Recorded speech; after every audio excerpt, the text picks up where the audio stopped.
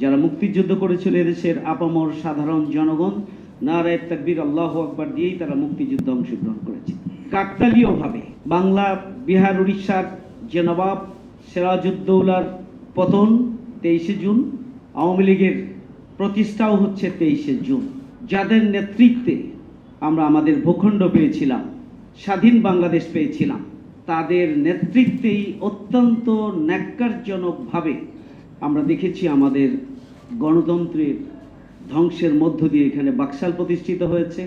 আমাদের পত্রিকাগুলোকে বন্ধ করে 4টি মাত্র সরকারি মিডিয়া রেখে সবগুলোকে বন্ধ করে দেওয়া হয়েছে। এদেশের অধিকাংশ মানুষের ইসলামী চেতনাকে ধ্বংস করে ধর্মভিত্তিক রাজনীতি করার অধিকারকে কেড়ে নেওয়া হয়েছে।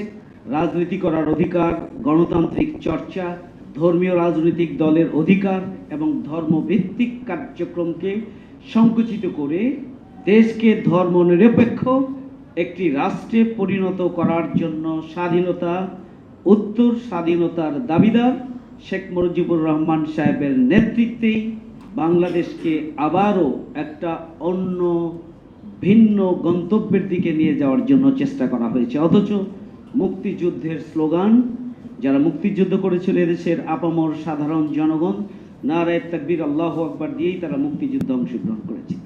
কাকতালীয়ভাবে আওয়ামী লীগের প্রতিষ্ঠাও 23শে জুন।